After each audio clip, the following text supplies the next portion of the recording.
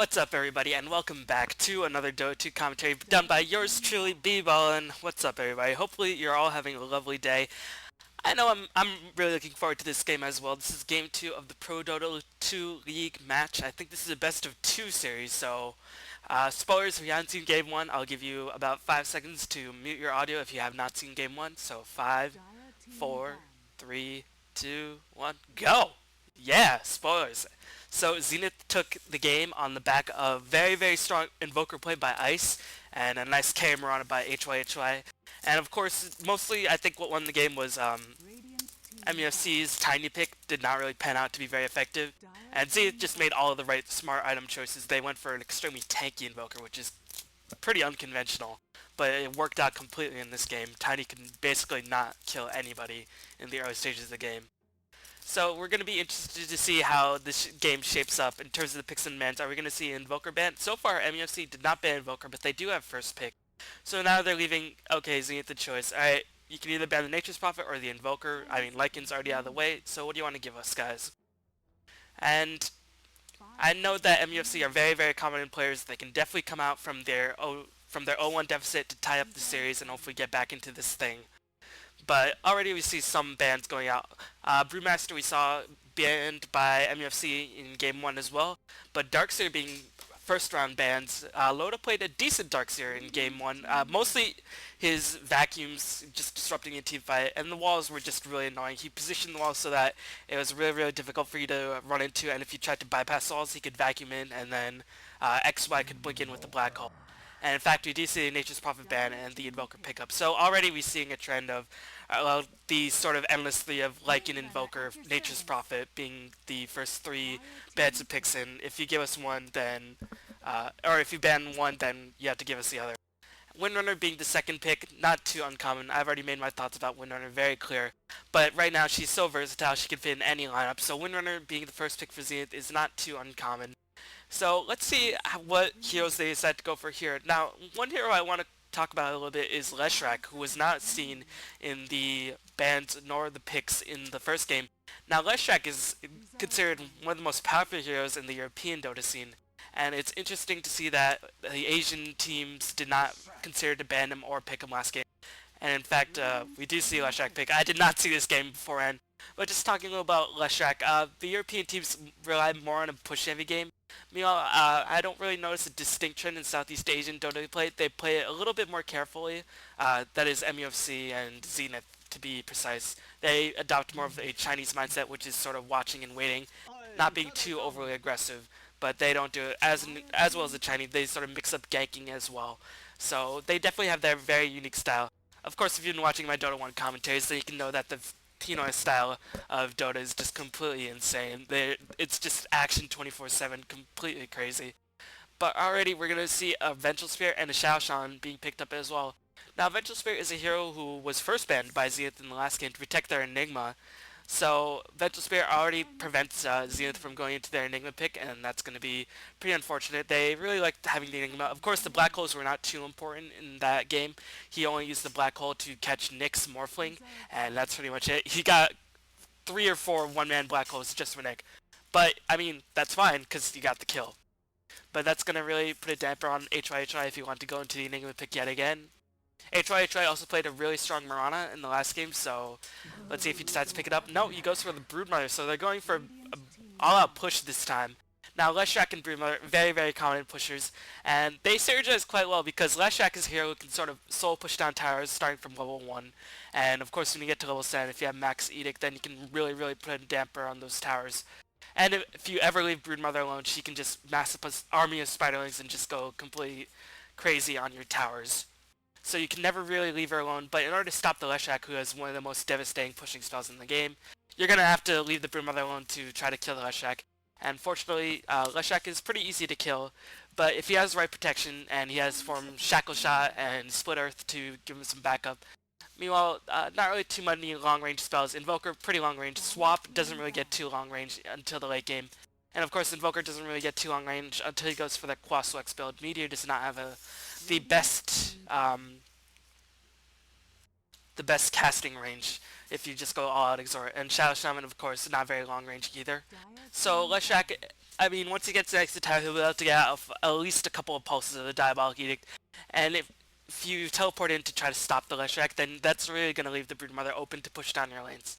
So, just talking about their last bands, Shadow Demon, Venomancer. Venomancer is a hero we see trending out quite hard in the European scene, but it's pretty interesting to see that MUFC banned it because one good thing about the Venomancer wards is that they're immune to magic, which means they're immune to Diabolic Edict, so if you stack a bunch of them, they can just really dissuade a push, and they can do pretty well against Spiderlings. Of course, they get taken down quite easily by Spiderlings as well.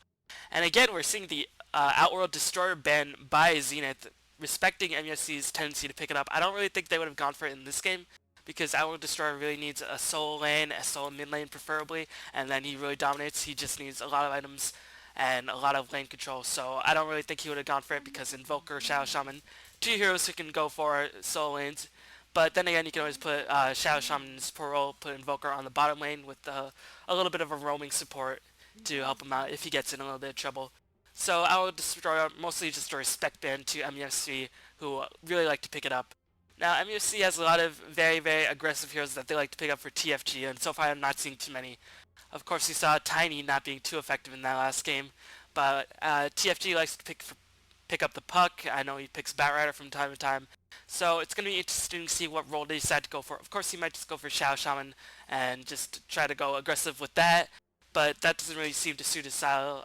He mostly just likes to go in, cause havoc, and then really disrupt the team fight from that point on. So just noticing the team lineups, it's going to be interesting to see how Zenith decides to lane it. So are they going to put Leshrac in the standard support role?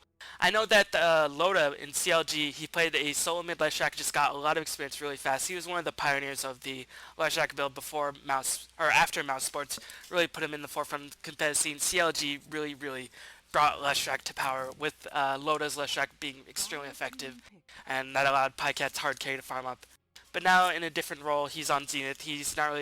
There's no really hard carry role like that Pycat would take in this place. So let's see how the Leshrac is utilized, if Loda's going to take that or if he's going to take the Broodmother. Ice might take the Broodmother, I'm not really too sure. Ice is usually the solo player, and he might take the Leshrac as well. So let's see how Zenith decides to shape up their lineup. Now Sand King, of course, a little bit surprising to see that it wasn't banned. Sand King, of course, the natural counter to Broodmother. Caustic Finale just does a number. If Broodmother ever decides to push a lane, Sand King can just Bro Strike in, kill a Spiderling, and that automatically detonates a whole lot of Spiderlings.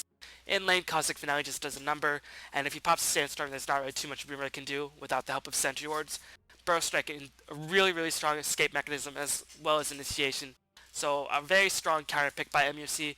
And again, a lot of these heroes need experience. Vengeful Spirit is one of those supports where you don't need too much experience, but you'd like to get as much experience on her as possible. You really want to get that level 2 swap with the 900 cast range rather than that 600 cast range of level 1 swap.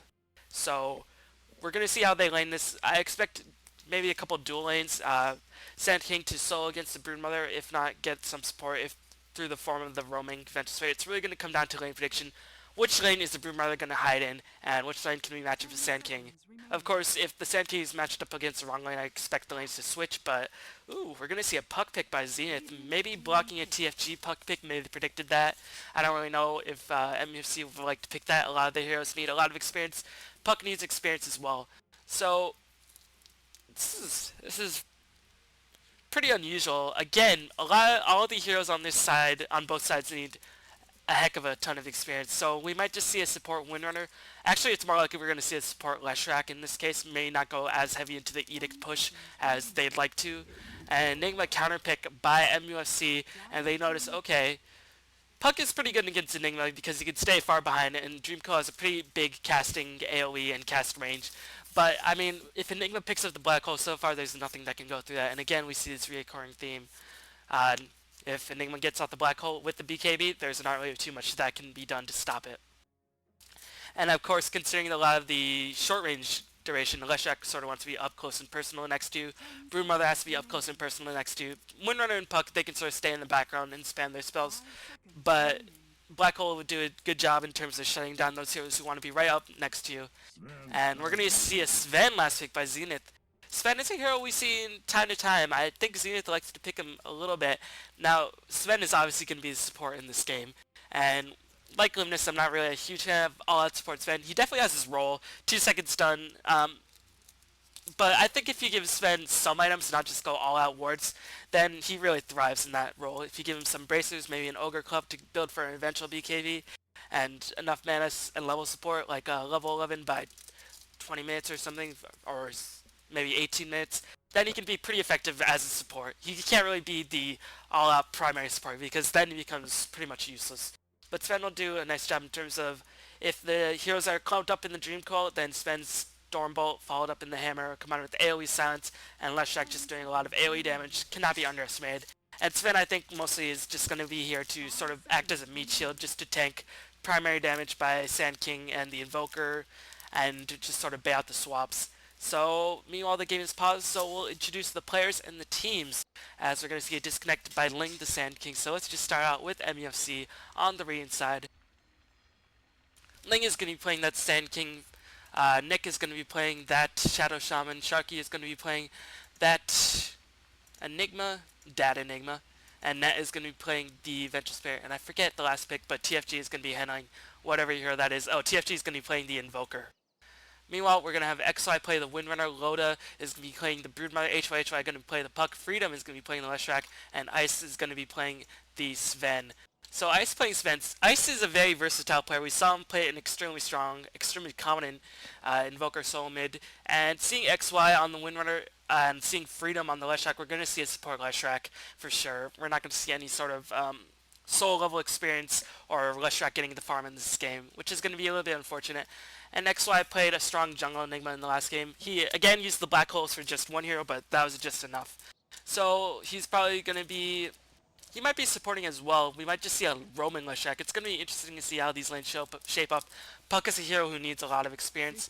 And if he can function pretty well without items, but in order to sort of maximize his full potential, he needs a Blink Dagger. He needs some form of escape mechanism. He needs to go in that. And we're going to see a Puck solo mid. Interesting. He's already saved it to 100 gold. Going to go for a faster bottle. Didn't spend all of his starting gold. Meanwhile, Broomer is starting off with the standard Soul Ring recipe. Going to go for that very fast. And yep, we are going to see a support Windrunner going to help out the Sven. So Ice is going to be the farmer. Ooh, farming Sven. Yeah, I'm liking this. Unless, of course, XY is just going to take all the kills. But no, she has Observer Wards. And I think Leshrac did get the Courier. So that's farming Sven. Now, farming Sven is very, very strong. One of the downfalls of a carry Sven, though, is that he is a melee hero and he doesn't get too many movement speed buffs. He isn't very, mobile. Of course, Warcry gives him a 12% move speed buff at all levels, which is pretty good. And if he picks up anything like a Mask of Madness, that'll give him even more move speed. But he is a melee hero. He sort of has to run in the thick of things. And if he doesn't have BKB, he will just get chain stunned and disabled down. So, and again, in the late game, you can just sort of counteract most of these heroes with the Ghost Scepter.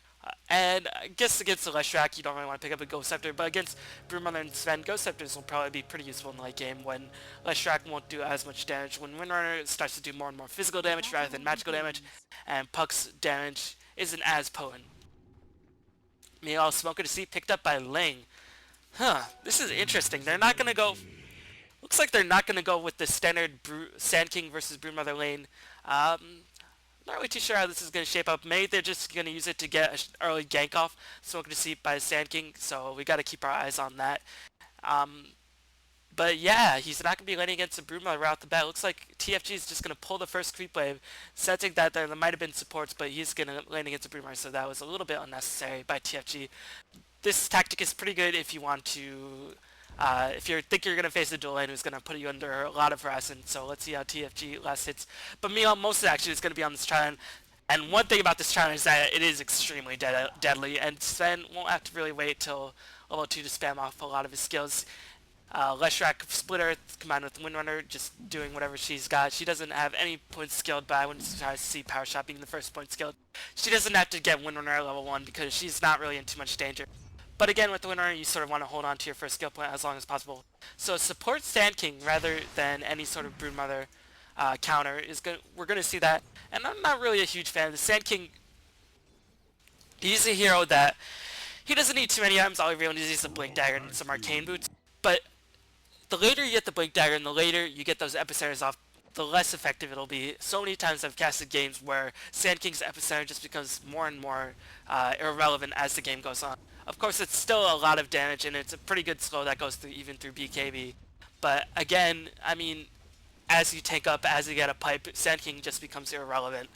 So this lane is going to be completely in the favor of Zenith. They really have a strong lane, and considering Vengeful Spear has pretty short attack animation, and they're going to be supporting just denying with Eidolons rather than being in the jungle. Very unexpected.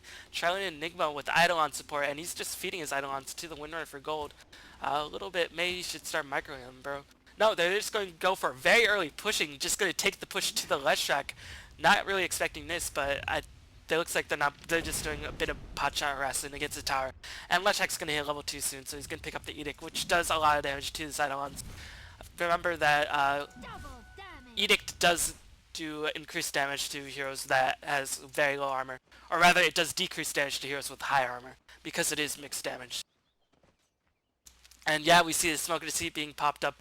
But Dire did have a ward right here. I'm not too sure if it scouted that whole thing, but let's see how close to the bone HY plays. It looks like he's not saving up too much mana.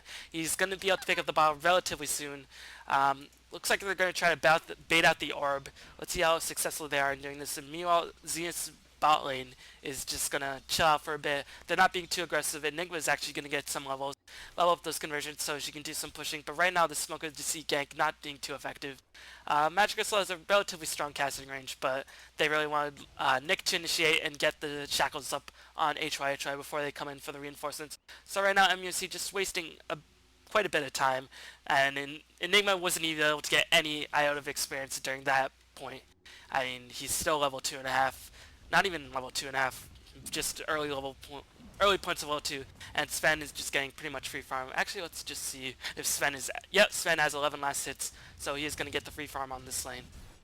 And again, underleveled Vengeful Spear and underleveled Sand King are not going to be too useful in the mid-game team fights.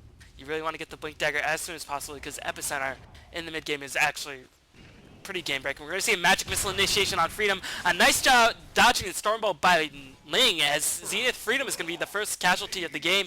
Meanwhile, it looks like Sharky is going to be the loud 12. Power Shot goes down, but no mana for Stormbolt. This is what Lunas hates about Sven in the early game. No mana for a second Stormbolt, and Sand King picks up a double kill. Nice counter ganking. So just in the span of that time, the lane is won back by MUFC. Completely unexpected and was not expecting that whatsoever. Meanwhile, let's check out the top lane. Loda is handling himself quite well against the Invoker. And Invoker is going for the Quas Wex build, most likely. He's leveled up 2 points in Quas to give him more mana, more HP regen, and going to give him a lot of AoE Varion through the form of EMP Tornado.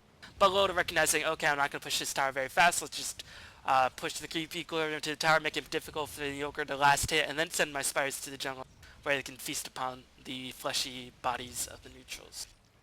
Oh yeah. Not really too sure what that oh yeah was about. But meanwhile, after that double kill by Sand King, he's going to get himself a very fast boots, might even be able to pick himself up a relatively quick arcane boots. And as long as he hits level 11 and gets a Blink Dagger by around 20 to 25 minutes, he'll still be extremely effective in the game. Of course, the sooner you get that Blink Dagger, the sooner you hit that level and the better. And right now he's not getting too much experience. So MUFC, although they handled themselves quite well in that engagement, they're still leaving Ice and XY to farm it up. And meanwhile, it looks like Freedom is going to be supporting the HY while he goes back because he could not get the rune and his bottle was empty. So rather than just Bottle Crow, we're going to give Freedom some levels. Pretty big fan of this. Looks like Freedom is not going to get any points of Dawball Geek, just rather leveling up Lightning build, which is pretty strong in a defensive tri-lane or a tri-lane that doesn't intend to push. Lightning just becomes more and more effective just because it does a lot of damage evenly over many heroes. So Lightning build clearly going for the laning rather than all out pushing. Meanwhile, Broodmother was able to sort of harass the Invoker back enough with the Spiderlings. It's going to do a lot of damage to this tier 1 tower. And right now Invoker's not getting any of the experience because the Spiders are not in his experience range. Obvious statement is obvious. You're welcome, everybody. So TFG has picked up the phase, it's going to give him a lot of bonus damage, and he's actually going for the Quas Exor build, which I actually expected rather than the Quas Wex build. He just picked up some early levels of Quas to give him some HP regen, and he's going to be able to spam Meteor, or not really spam Meteor, but he's going to able to cast Meteor to give him a lot of creep clearing ability. But the downside of this is he's not going to be too useful in terms of team fights, in terms of ganks. You can dodge a Tornado, you can dodge the EMP, but you see he is going to be able to get some lava spawns. or rather Forge Spirits at the very early levels, as Ling is very close to being out of mana. Shackle Shot latches on 2 heroes. MUFC Net is going to be in a lot of trouble. He dies as well, but Zenith Ice is going to be able to cast one more Stormbolt. They're going to pick up the Sand King as well. Edict is going to just be leveled in, going to do a lot of residual damage to this Enigma. And one more Shackle latches nicely to the tree. Brilliant Shackle Shots by XY, but he whiffs the Power Shot. That's the downside of having such a low level Shackle Shot, but they are going to be able to have the kill on MUFC Sharky. And Zenith Freedom picks up a triple kill. Nicely done. Going to be able to pick up Arcane Boots very quickly. So already a lot of action early on. That Sunstrike did have a role in terms of bringing down MUFC Ice. But MUFC Ice, let's just check out his creep kills if he's still farming, as well as he has 25 CS. So even though he's been dying quite a bit, he's still being effective. He's throwing out those stuns, and they've been able to even up the kill count. Meanwhile, this top tower is going to go down, and Loda does a nice job in terms of just controlling the creep equilibrium. And I see TFG is going to have a lot of trouble now, because Loda just has more and more room to just sort of go out of control. And this is the problem when you're facing a try-in against Leshak in the bot lane. You cannot leave that lane, otherwise Leshak will just push down your tower. And Broodmother cannot really be stopped by Invoker in the early game until high levels of Meteor are being picked up, and right now Invoker is only level 8. He's not really close to that magic level 12. But yeah, HY and Nick, they haven't really done too much. When you get that Shadow Shaman, oh, unfortunate rune spawn by HY. He's going to be able to pop the haste rune. He's going to pop the wards as well, but that's going to be that. A little bit of waste of wards. It's just going to feed the gold to the spiders and the puck. So not really too sure what that is about. He ran back and forth with the haste rune, so I guess it was just a bait by HY just saying, oh, I'm pretending to be stupid, let's give you the rune. And I guess Nick fell for the trap. You fell for my trap card. Or what is it? You activated my trap card. The smug face. As MUFC Net is going to be in a lot of trouble. Illusionary Orb coming in. HY teleported in. Sunstrike completely hits Zenith Freedom, so he's going to have to be a little bit careful. But XY is going to be on the offensive. Meanwhile, HY picks up another kill. No Dream Coil going to be activated. As Ith comes in, he's going to die once more as TFG teleports in. But meanwhile, Loda is just going to farm it up and then juggle. A lot of action happening on the spawn lane, which is what you can expect. But looks like Zenith is coming out ahead in all of these engagements. HY taking a lot of residual damage from these Eidolons, and they're forcing everybody back. TFG misses the Deafening Blast, but they're going to be able to pick up a secondary kill with the Burrow Strike on HY, who came in with the Teleport Gank. And TFG gets Shackle Shot. He's going to go down. Nice chain stuns because Shackle Shot is only level 2, so chain stunning it down to perfection. Ling is going to have to back the heck out, but now we see Ice coming in with enough mana to cast 2 Stormbolts and that level 3 of Stormbolts, so the damage is going to be pretty intense. Sandstorm being casted once more, going to be able to pick up a kill on XY right off the bat, and MUFC Net is going to be casting a Stormbolt on the Sand King. Can they get a kill on Freedom? No, Ice is going to have to retreat, and that's going to end that engagement. So overall, even though it was 4-6 in favor of the MUFC side, Zenith manages to even it up with a couple kills and going to get some counter ganks. Actually, it was 4-6 in favor of the Zenith side. No, Puck got a triple kill, so scratch that. As MUFC Ling cannot channel the Epicenter fully as the Dream Call was casted, but Ice falls once more. Ice has not been getting many kills whatsoever, and he's been dying a lot of these engagements, so a lot of this farm is being wasted. You know, HY is completely trapped, but we see Freedom pick up a mega kill, but he is going to give it up. Good thing for him, he just split it among the creeps, the teammates, so no singular hero managed to pick up that huge streak, and Loda is just being ever so annoying with that Broodmother. This is the power of Broodmother when you leave her alone. She just pushes towers like a beast. 2,500 gold in the bank. Loda is farming ridiculously well, just taking out the CS for Loda. We see 75 CS in 10 minutes. He's going to have, at this rate, 150 CS in about 20 minutes. Basic math for the win. And with that, it's going to be around 7 CS a minute. Insane farm. And we're going to see Loda really unfazed by this. And now we see Sand King just sort of going in there. But he has no points at cost finale. So he can't immediately burst down the spiders as fast as he'd like. So let's just check out the gold graph. I expect it to be in Zenith's favor because they have Loda free farming it up in jungle. And they do have the tower advantage. And yes, we do see a 3k gold advantage in the favor of Dire. But I'm going to see they're handling themselves.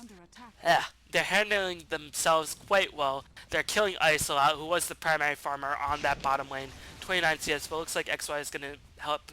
And I expect Ice to transition to more of a support role. He does have the strength treads to give him a bit more HP, and he's going to be able to tank a bit more. And meanwhile, this middle tower is quite dangerous. One thing that MUFC has not been doing is that they have not been using the Shao Shaman wards to push down towers like we see. They've been used in team fights, and right now it's not really working out. They're playing 4v5, and the score is 8-8.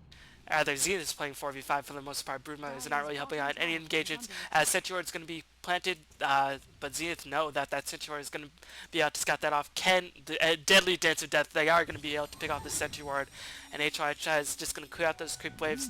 So just overall, in terms of map positioning, it's clear that Zenith has a nice advantage. They have Broodmother constantly farming it up, meanwhile Invoker is forced to stay extremely far back just to enable, and Invoker not getting the fast experience in the game. And until he gets at level 12, Invoker is really just delaying here, as Puck managed to pick up a kill on the Enigma, but Enigma picked up a tower on that in the meanwhile, so I think that's a worthy trade. Just give themselves some form of team gold and give themselves a little bit of map control, and that tower is pretty crucial in terms of reinforcing Roshan as fast as possible. But HYHY going to be able to get that, as Loda takes the fall completely unexpected. My bad, guys. I gotta step it up once again. But I think those are probably two of the only kills I've missed so far. TFG is going to drop the meteor, but he's going to get stunned by the Storm Bolt. Does he pass Ghost Walk? No, it gets silenced, get Split Earth, and these teleports in. The downside of the teleport nerf, and now Epicenter is going to be channeled as Black Hole is going to be channeled as once more. A lot of burst damage going to go down, but a Storm Bolt is going to be cast on Sharky. Ice is so very tanky. HYHY did not even die, so Link's Epicenter completely negate. Link is going to dive in, try to get a kill on Ice, but Ice is so tanky. Supports Vent with Strength Shreds for the win. Going to cast a Dust for Ling, and Ice should have enough mana for a Storm Bolt, and looks like Nick is going to come in for the reinforcements. Can he get any sort of... No, he gets shackled to a tree. Can they get a chain stun on XY bench? Catch that. Serpent was being casted once again for heroes kills, as HYHI is dominating streak. XY picks up Nick, the Shadow Shaman, but you did manage to trap Zenith Freedom in those wards. Picks up a double kill, as Net is going to go down as well. Triple kill being picked up by Nick. Those wards, even though they weren't used for towers, used for the maximum effect, pick up a triple kill. 14-12 in favor of Zenith, but they are going to be able to pick off this bottom lane tower. So overall, this game is going pretty well for Zenith, and the only downside for them is that their farming spend is dying a lot. But you can just see they focus so much of their detention, so much of their spells, so much of their energy on Sven. He just wouldn't die. And this early on, when Sven has that war cry, did Sven skill that war cry? Yeah, it gives him a little bit of bonus armor, 3 bonus armor to his team, so a lot of physical damage will be negated. And of course, he's naturally very tanky, 14 HP with that Ogre Club, and he's just gonna become even more and more difficult to bring down. So my suggestion for MUFC is just to stop trying to focus Ice. He's tanky, he's going to be able to cast off multiple Storm Bolts with that Strength Tread to Intelligence Tread switch. And that's going to be an engagement. Bottom tower falls, Zenith pulling farther and farther ahead, over 5k gold differential, and 4 towers lost for MUFC, and it looks like they're going to try a smoke gank. Meanwhile, this Sentry Ward is going to try to spot out Loda, but Loda's just going to retreat back in the jungle. Let's see what he decides to go for. He went for the very fast Orchid. Now, Orchid is just going to do a nice job always keeping the lanes pushed with the spiders, which I like in this case rather than a BKB. I mean, even if you pick up BKB, it won't do too much against Enigma Black Hole.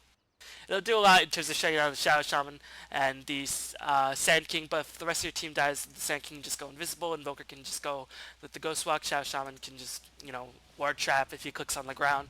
So there's a lot of ways to counter BKB Broodmother in this game. So picking up Orchid to silence the Invoker, silence the Shadow Shaman will be pretty useful in terms of countering those heroes. And of course, the most important thing, it'll give him a lot of damage and it'll give him a lot of mana regen to spam, so the MUFC side have to be constantly wary of being pushed to their base by this Loda Broodmother. Meanwhile, we can see the map control firmly in Zenith's advantage, and again, Zenith doing their trademark, warding all over the place. They have wards here, they have sentry wards here, de-warding it up, but MUFC doing a nice job in terms of also keeping the ward up. Of course, this ward won't be too useful because they already saw that that tower has gone down, so unless they're going for team fights. Looks like Dreamcoat is being cast and Orchid being cast on TFG as well, as Loda picks up a kill. No, HYHY picked up the kill in that engagement. Did HYHY? Yes, HYHY did use that Blink Dagger, and it is cooling down, so HYHY picking up a relatively quick Blink Dagger. Meanwhile, Sand King, his counterpart on the Radiant side, I don't expect him to be too close. Let's just check out the items really fast. Laying, no, he has the arcane moves, has dust appearance, and so good to see. So in all aspects, Zenith are just outmaneuvering MUFC in this side of the map, and this has just been really a trademark of Zenith in their recent win streak. So let's see how MUFC can respond. It's going to really come down to how well this Invoker player TFG can go. And right now, unfortunately, he's being pressed down. Not even level 12, 60 minutes in the game, and he's had a solo lane for most game. He did come in for a counter gank, but he did die during that initial engagement on the bottom lane. But he did die, so he's not going to be able to pick up that level 12, get that level 3 Invoke up, and be able to spam more and more spells. So that's going to be unfortunate for the Invoker player. He is going to go for the drums in the 4-stat build, going for the utility Invoker. In this case, where you're not really free farming it up, utility items that to help your team. I'm a fan of this. He's not going all out tank because he's going to need to push out as much DPS to just keep his teammates alive through the drums and all that jazz. MUFC is going to smoke up. Looks like, I think they did not smoke up in the vision of those webs. I mean, you could see the webs if you're the opposing team. Looks like Loda senses something is up though, and he's just going to teleport out. Nice map awareness by Loda, and looks like he's just going to go to the bottom lane, push down tower, so MUFC wasting a lot of time. Just complete map awareness by Loda, and there were no wards to spot that, so just constant game sense being cast by Loda, and yeah, nicely done. And meanwhile, Leshrac and Bruma are both on the bottom lane, and I don't know if MUFC can do anything to stop this push, considering Invoker's just trying to keep the equilibrium back on the top lane, and if you chain the TPs then it's going to take longer and longer, so you don't want to TP in one by one. So this tower is pretty much free gold. And now MUFC are going to have a really difficult times in getting into the Roshan, so I expect Zenith's next move to just go for the Roshan, get an Aegis up on that Broodmother or the Leshrac. But no, they're going to actually push in for the high ground, sensing, okay, it was really easy getting to that tower. We have the advantage, we don't really have too many spiders. No, Zenith's going to play it carefully. We saw Zenith actually employ this extremely careful style in the last game, just being not too overly aggressive, just waiting for their opportunity and their moment. And in this case, yep, teleports on every hero in the game. Professional players not usually caught without teleports. Although it has happened, but this early in the game, it's important just to keep your teleport scrolls up. And it's pretty curious to see that Senki has not picked up any points in the Caustic Finale, but I guess he's not really laning its Broodmother. My man, my mouse went a little bit haywire.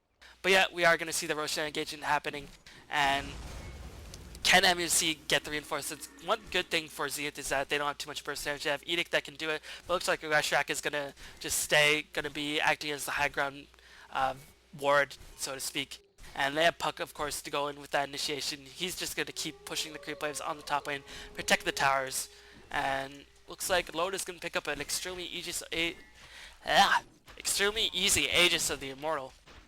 So with that, Loda can dive even more aggressively. Idolon scouting it in.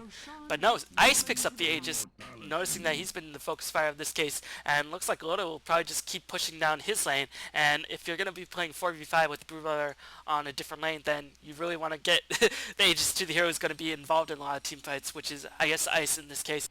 Not even very close to level 11, pretty close to level 10. So let's see how effectively this Aegis will be picked up.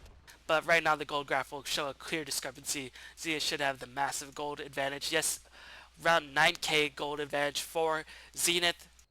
Meanwhile, let's check out the experience graph, around 7k in favor of Zenith, so ridiculous advantage for Zenith. But as the game drags on and on, Zenith's hero killing power and teamfight potential will go down. Black Hole and the Invokers and the Epicenter will become more and more potent, even though Epicenter does wane off and there's no real signs of pipe. There's no real signs of pipe being built up. Looks like BKBs might be the master choice. Even though Enigma Black Hole goes through that, a lot of the residual burst damage will not be stopped by the BKB, like Sand King. Even though the slow goes through that, Rasta burst damage will go through that. Invoker, a lot of his spells will get blocked by BKB as well as the Rasta.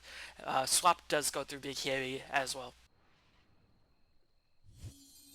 Whew, not really feeling too great about this cast, to be quite honest, guys. I feel like I'm a little bit sloppy. It is a little bit early on than I expected, but that just means I gotta step it up. Hopefully this game will be able to get into a bit more of an action-heavy spree, and we can just see how this game will go. Illusionary Orb just scouting it out. It looks like Ice is going to initiate with the Storm Bolt. They get the Magic Missile stun off. Broodmother casts a web, and they're going to immediately burst down Ice, burst down Net, rather, and looks like Ling is going to be in a lot of trouble. He's not going to be able to escape. Can he get this escape? No. Nice blink in by MUFC. Sharky going to be able to save the life of his Sand King, but meanwhile, all the while, Broodmother picks up a double kill on Nick and on the Invoker. Always keeping that Orchid up. Nicely done. And Orchid is just proving its weight. It's worth its weight in gold. That is a bit of a tongue twister right there. And we should put that on his next tongue twister video. So Zenith riding the advantage, picked up 3 kills, only did not lose any heroes in that engagement, and they still have the Aegis up on ice. They still have XY farming it up. He still has the mechanism. Bruma should be able to pick up the BKB relatively quickly in about 900 gold if the Mithril Hammer isn't in the base already. So Spider's just going to farm up, and they're going to try to push down this mid tower. HY very out of mana completely, and he's not going to be able to escape from this engagement. Phase shift, Blink Dagger is going to be up. Yes, he does get hexed down. HY does dive. Meanwhile, Freedom is going to be the next one to be targeted. He is going to be focused down. MUFC, this might be the sign of a comeback. Yes, they managed to pick that off relatively easily, and with that, they should be able to try to go for a tier 2 power, but they always have to be careful of Loda just pushing down their base. And this is the point where Sand King, no, he has picked up his Caustic Finale. So this is where Sand King becomes more and more of a strong anti-push against Brood Mother. And he's about 500 gold away from that Blink Dagger, and once he picks that up, combined with the Enigma to blink in, they're going to have a deadly 1-2 punch in terms of initiation. So MUFC clearly showing signs of life, and they're not going to take this lying down, and I expect MUFC to make a comeback, make it closer than it actually is. That can be indicated on the graph. But right now the graph shows a ridiculous tale that's all about Zenith. 11k gold advantage, a huge experience advantage, all tier 2 towers bar the mid one taken by the Zenith squad, and no tower damage being done to that top lane. So Loda was not able to penetrate those defenses, but he is going to be able to pick up the BKB in about 200 gold. And with that, you can just sort of go into the fight, and all he has to really fear the BKB Enigma, because even if Vengeful Spirit swaps in the Brood Mother BKB, what can your team do if he just pops the BKB? I guess you can just hope for an insta-hex if the Shadow Shaman has the hex clicked when Vengeful Spirit gets to swap off. Let's just check out the level, very close to level 11, so he's going to have that longer range of swap to initiate, so Brood Mother's BKB might not be as huge a factor as I'm making it out to be if he just gets swapped and chain stun. Keep in mind that if you have the hex clicked and Vengeful Spirit swapped, the hex will immediately cast while the swapping action is going to go on, which is often too fast for a BKB to be popped. And with that, you can just chain disable down all your opponents. But BKB is picked up 1700 gold, so he already had the Mithril Hammer in for a while, so he's going to have even more gold. He might pick up a Talisman Invasion, go for a Butterfly. Mantis Style might be a smart choice as well to escape some of the disables and the silences. Just give his illusions a lot more tanking power, things like that. Or you might just go for all damage, go for something like a Daedalus or a MKB. At this point, Brood Mother is really, really strong, and there's not really too much MUFC can do, even though they do have the swap and the black hole to counter it. You know, TFG, level 13, 24 minutes in the game, not faring well whatsoever, has a 4-staff, but right now, Exort is not even maxed. He does have Meteor and the Ice Wall, no, Cold Snap being scaled up. And Zenith are just enjoying the fruits of their map control, farming the enemy jungle and farming all the lanes. This is what you want to do when you get complete map control. You don't want to leave the jungle open to your enemy team because then they'll just be getting even farm with you. You just farm their jungle, farm your jungle as well, and then you're just really limiting them to their lanes. And if you're constantly pushing their tower, they are going to lose some last hits to the tower nonetheless. Ice, meanwhile, does he have his BKB? He does have his BKB along with the Aegis. Meanwhile, HY does have the ultimate orb as well. Just checking out the items in comparison. Lang managed to pick up that Blink Dagger, like I said. TFG pretty broke at this point in the game. Gem being picked up by the Vengeful Spirit, so he's going to be able to get that true sight up. Going to do a good job in terms of countering the Weds, but also they can hopefully get a gank up on Loda's Brood Mother. And he doesn't have the Aegis, keep in mind. He does have enough money for buyback, but Loda's just doing a nice job always keeping in the background. And one of the faults that people said about Loda in Dota 1 is that he farms too much. But in this case, when you're Brood Mother and your lane can't really be pushed too much, what else can you do but farm the jungle? So, nice recognition by Loda. Just always being wary, just constantly being very cautious. And he's only died once, I think. Yes, once. He only has 2 kills and 3 assists, but most important thing with the Brood Mother is just to not die, just to constantly put on the pressure to the lanes and just farm the jungle whenever possible. Looks like Zenith, they want to go for a bit of aggressive push on that middle tower. And Ogre Club being picked up by the Invoker, he's going to go for BKB as well. And unlike the Zenith side, unlike the MUFC side, which has a lot of answers to counter that BKB, nothing that goes through BKB on the Sentinel side. Of course, physical damage will do a nice job. Sven doing a lot of physical damage, Broodmother doing a lot of physical damage. Looks like Loda picks up the Hyperstone, going to go for AC, and it's going to help him push down towers very, very quickly with that minus armor, and going to give him a lot of attack speed in terms of maximizing his insatiable hunger damage through that BKB. So pretty good call in my opinion. Meanwhile, Power Shot constantly sniping the way, and also doing a nice job in terms of canceling daggers, so middle tower dies with relative ease. And I think Zenith, they want to push while they still have the Aegis up on Zen, because the Aegis is going to be timing out relatively soon, in about 1.5 minutes if my memory serves me correctly. But he has picked up Mask of Madness, so it's going to be pretty good in conjunction with that BKB. So that's going to relieve a lot of the Berserk additional amplified damage part. But no, Zenith, they're just going to play close to the bone. They're going to play carefully. They know, okay, we have such ridiculous grasp of the map that even if the next Roshan spawns without us using the Aegis, we can just kill the Roshan very easily with all the damage that Sven and Loda can pump out. So meanwhile, I expect the gold graph, yes, it's climbing ever more steeply in favor of Zenith because they are farming the jungle as well as the lanes, and they push down that tier 2 tower. So now all the tier 2 towers have died. This is going to mean a lot in terms of Roshan positioning and all that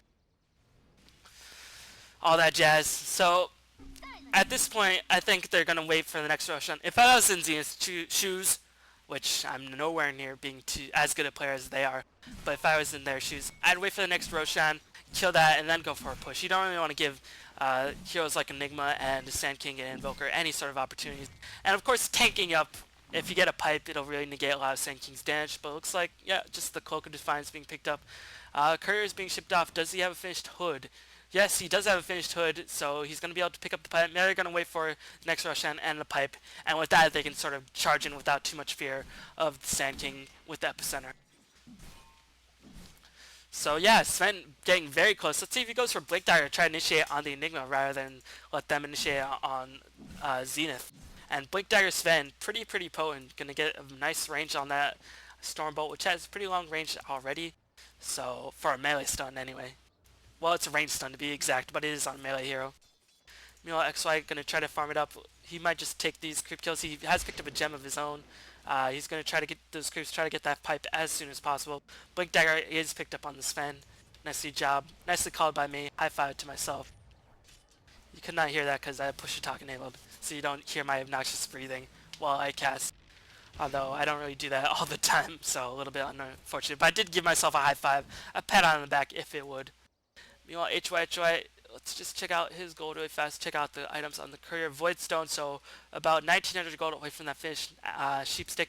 Meanwhile, MUFC slowly realized that, okay, we're being started out. We have BKB and up on Enigma. Let's try to get a tower fight, get it push up in their side of the territory. So even if they do lose the team fight, Zenith won't be able to push very aggressively. Let's see if any of the auras are disabled. I think Commander was not given to the creeps when you have smoke. He only has level 1 of the Command Aura, which is actually Vengeance Aura. But they might go on Ice. Ice pops the BKB. The Aegis did just die. Black Hole being cast on one hero on just Ice, and the BKB is dead. So he's gonna, if he dies, he doesn't have enough money for buyback. Oh my god, I just missed that. Holy shit. Holy shit. Antivirus popping up at the worst time. I'll go back to that initial part of the engagement. Oh, Antivirus, why do you troll me so hard? 42, 47, it was at 43, 47. We'll just go on 2x speed, because it's a little bit too hard just to go through all that. But yep, MUFC realized, okay, we're being starved to death. Let's try to smoke up and get something going in our advantage. So, as soon as this bar goes in, I can't believe the antivirus just popped up right there and then. I'm just going to edit that out.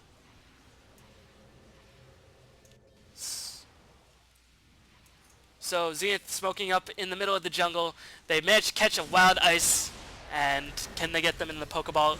Black Hole, they notice that, okay, timing is down, Aegis is down, let's go for a fight. Black Hole used for one hero, but BKB manages to, so that it can be channeled for the full duration. Ice is going to fall to TFG as Zenith Ice dies, as you already saw in that last engagement, but HY tries coming in for the reason sprints, able to pick off Sharky relatively easily, and meanwhile Venture Spirit takes the fall as well. Let's see if Loda can pick up any kills. Ling is going to channel the completed Epicenter, going to be able to pick off Loda. Nicely done by Ling.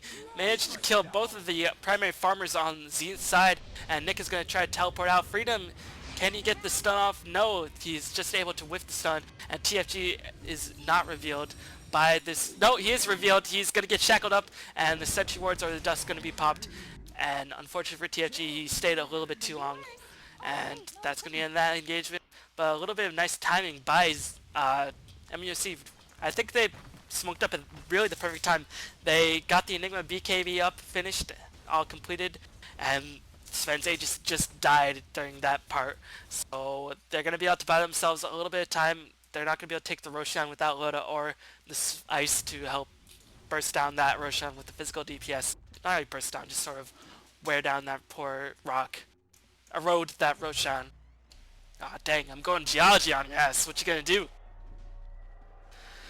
But yeah, Black Hole was used for just one hero, but as long as you can channel for the full duration, as long as you get the kill at the very least, and it's against the BKB target, it's not real, I mean, ideally you want to get more on one hero, but it's not a complete waste if it's just on one.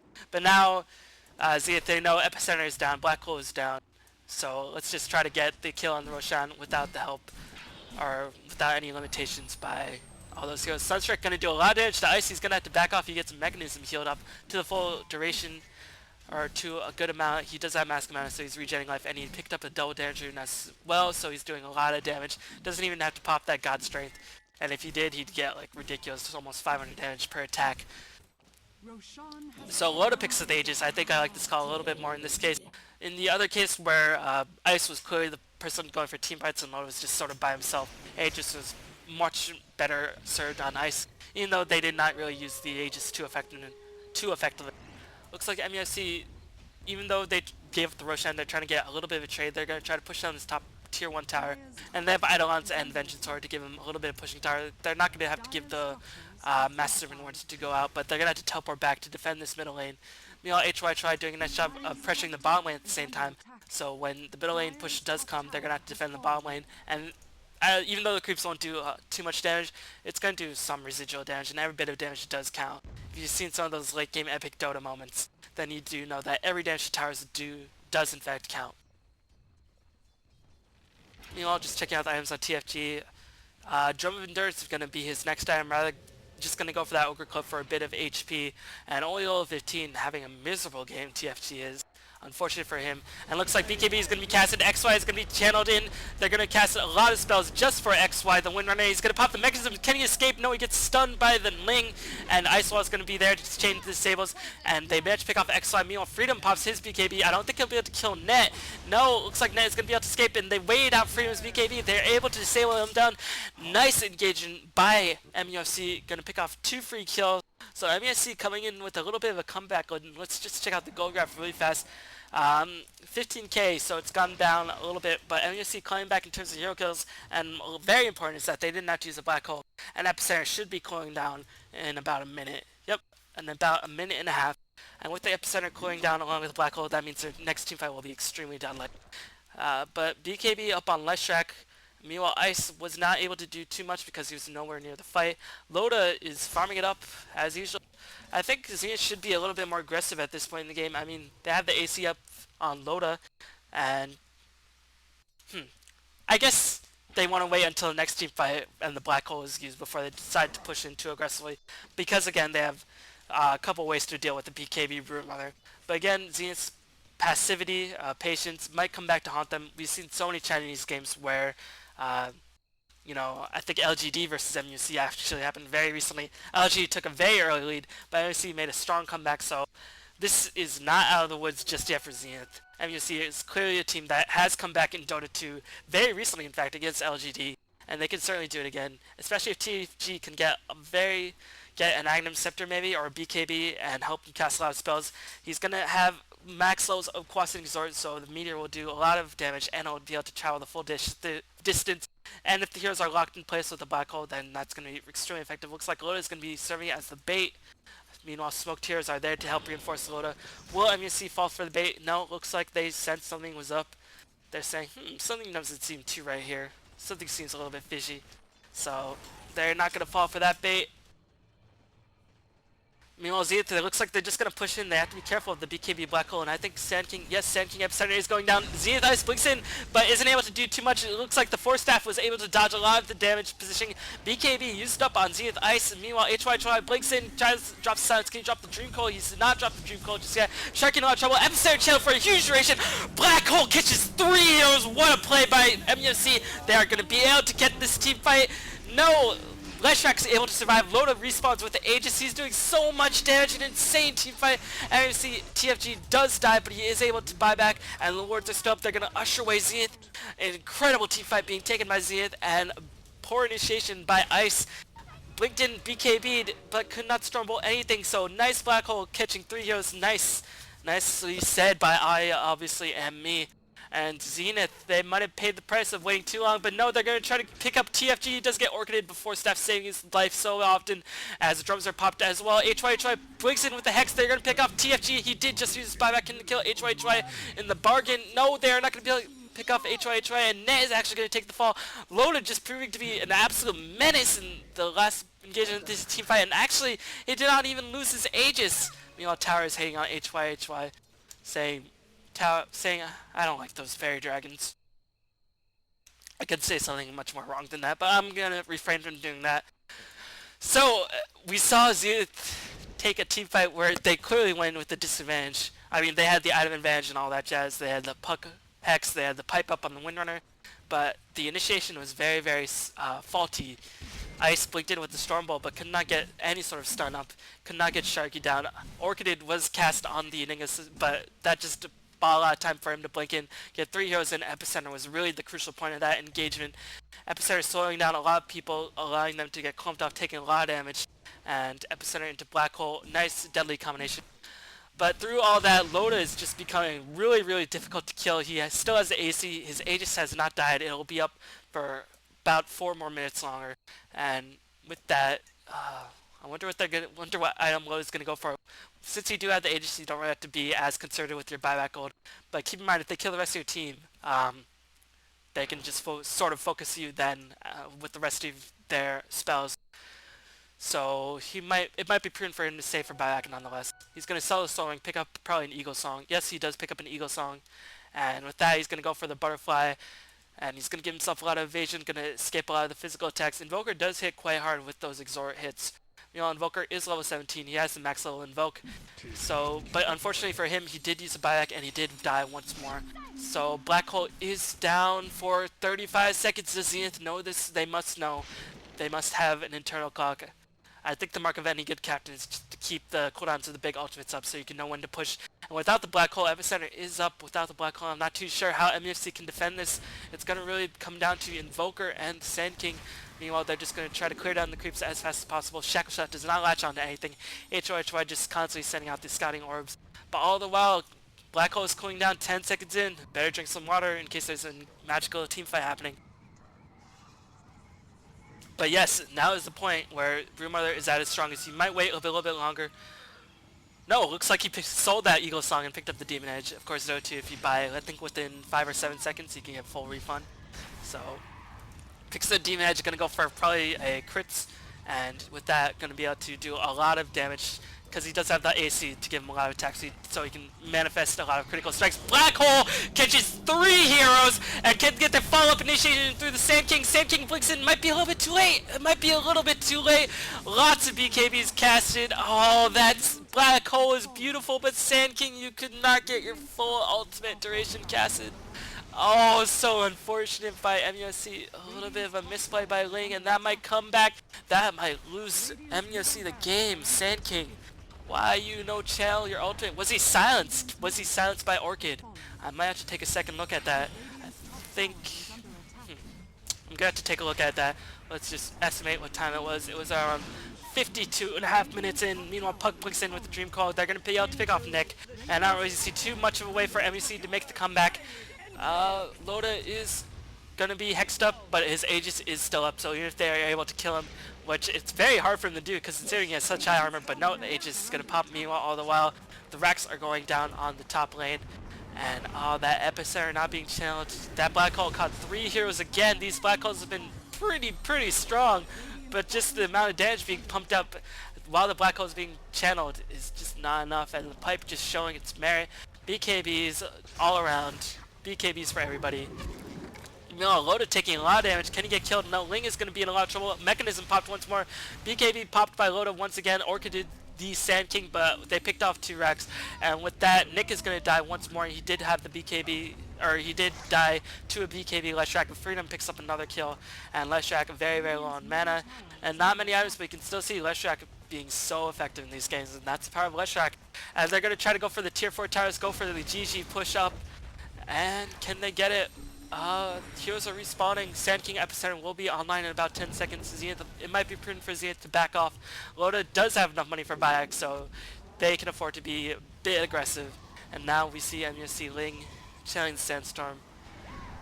Oh man, so unfortunate for MUFC. Can't really believe that 25k gold advantage. Huge goal discrepancy in favor of Zenith. Only 11 kills, but keep in mind that Zenith has all of their tier 2 towers. They've gotten every single Aegis to the Immortal.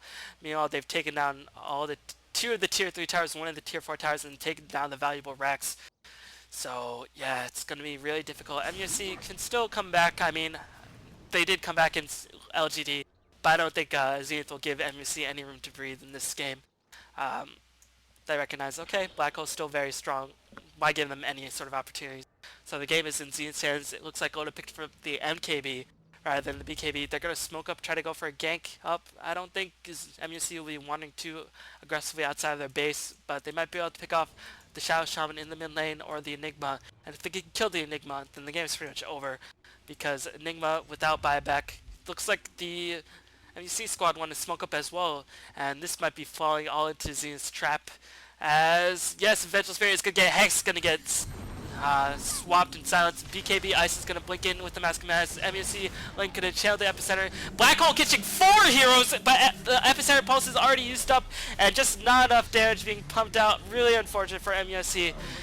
Black Hole's casted, but now you can see why Black Hole might not be the most game-breaking ultimate in the game, in my opinion. I think Ravage is probably the best ultimate in the game. So yeah, just unfortunate if you don't have enough follow-up damage. Even if you catch 4 heroes in the Black Hole, it's just not enough. And that's surely going to be the death now of MUFC. Really, really unfortunate. Not enough damage being pumped out. And TFG, Invoker, could not really get any foothold in the game. I think if they put Invoker in the mid lane, put Sand King on top lane, might have favored themselves a little bit more. But maybe they predicted the aggressive tri-lane, and they wanted Sand King with the AoE stun. I'm not really too sure, but the lanes surely screwed up MUFC more than most. I mean, you pick Sand King to counter the Broodmother in lane. And of course with the AoE Epicenter. But I mean, if you don't plan on getting the Epicenter until pretty late on, if you're in a tri-lane, yeah, then I'm not really too sure what the point of picking up the Sand King is. If you don't counter the Broodmother, if you're not going to get a very fast blink dagger, if he's not the primary farmer, and it's considering the opposing Triton has so much more burst damage, then yeah, I'm not really too sure what the point of picking up that Sand King was. I guess just to synergize with the Enigma Black Hole. But if I do have to follow MUFC, I think the lanes, and just not paying enough attention to Loda, not paying enough attention to Broodmother.